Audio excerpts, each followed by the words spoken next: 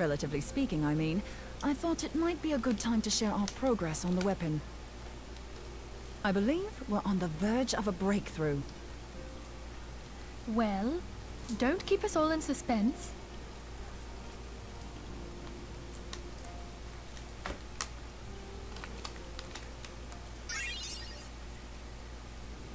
Just in case anyone's forgotten, let's start by reviewing what we already know. So, an Ascian is an immortal because its soul doesn't return to the ethereal realm when its host is defeated. Instead, it flees to the place that lies between our world and the void.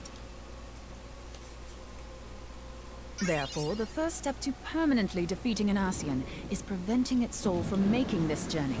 And if you recall, when we last gathered here, I had verified that white auracite has adequate capacity to entrap the beings, albeit only briefly.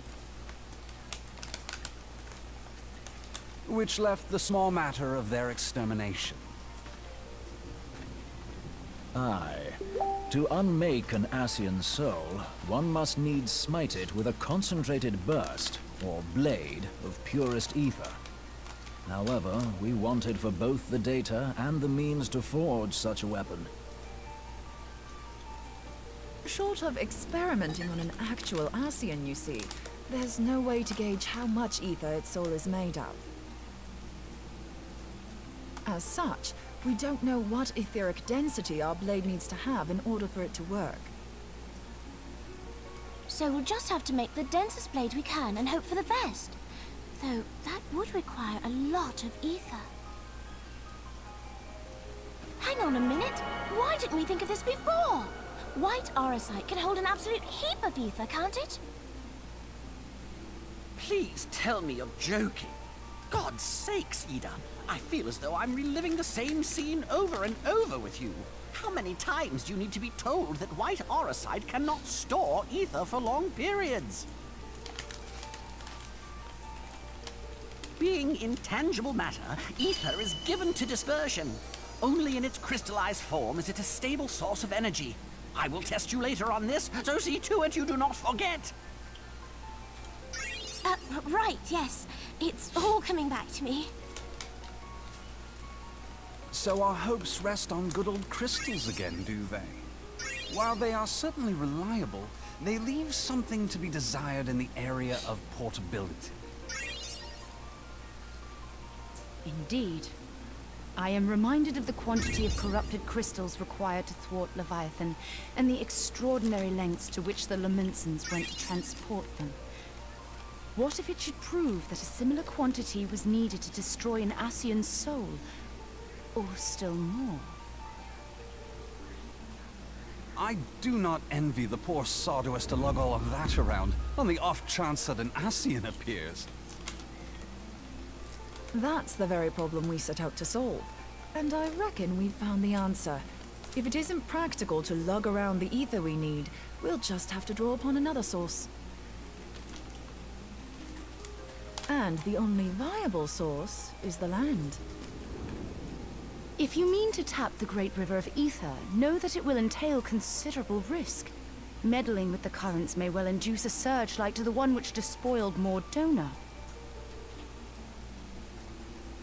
Give me a bit more credit, will you? Why would we need to tap the river when there are veritable reservoirs jutting out all over the land? Aye, I speak of corrupted crystals. It might be that their aspect is out of balance, but a crystal's a crystal. It contains ether, and we can help ourselves to it. While corrupted crystals are indeed abundant, there is no guarantee that they will be in close proximity at a crucial moment. But what if we don't need them to be? What if we could tap their power from afar? A malm away, say? If we could do that, we'd have ready access to ether aplenty in almost every corner of Eorzea.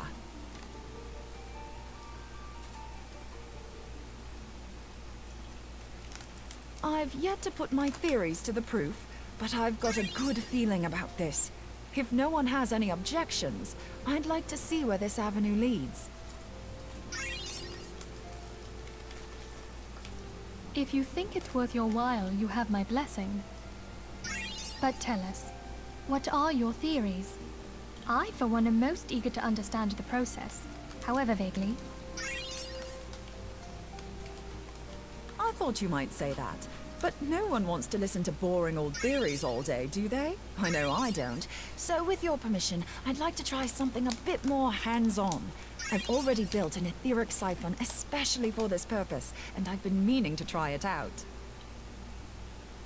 Thing is, the profusion of corrupted crystals in Mordona makes it something of a high-risk testing ground. If anything goes awry with the siphon, it would be better if it didn't happen within spitting distance of quite so much ether. Ideally, I need an isolated specimen. Does anyone know where I can find one? May I suggest northern Thanalan?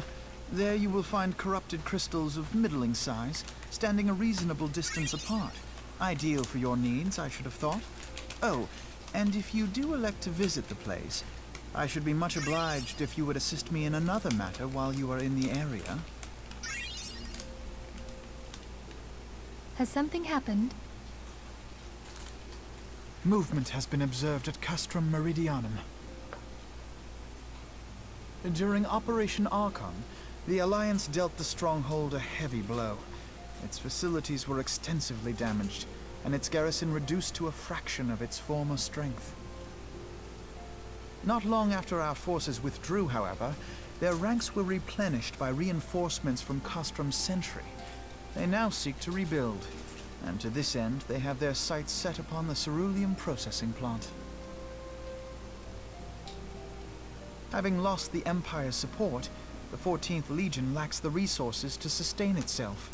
To them, this is a bid for survival, and they will doubtless fight like desperate men. Though I have dispatched the Crystal Braves, I fear their strength alone may not suffice to stay the Imperial assault. I would request the Scion's aid in the defensive effort. If I didn't know better, I'd say you were trying to inveigle us into fighting your battle with the promise of shiny crystals. Well then, consider me inveigled. I won't lie, the crystals you speak of sound perfect, so the Garleans have to go. Besides, we can't afford to beat about the bush. There's no telling when the Arceans will next appear. Thine eagerness to hurl thyself into the jaws of danger cometh as little surprise. Exercise due caution, I prithee. Though you have become a Crystal Brave, you are yet a Scion, Alphino. We could hardly refuse you. Pray, join the Crystal Braves and lend them your support. Thancred and Papalymo shall accompany you.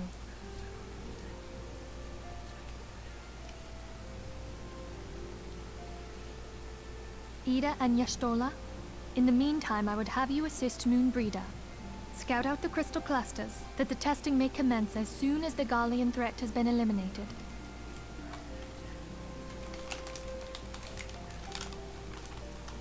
If it please you, I shall continue mine own experiments on white aurosite. Thank you, Urianger. Everyone, pray see to your preparations and depart as soon as you are able. Go well. Be safe.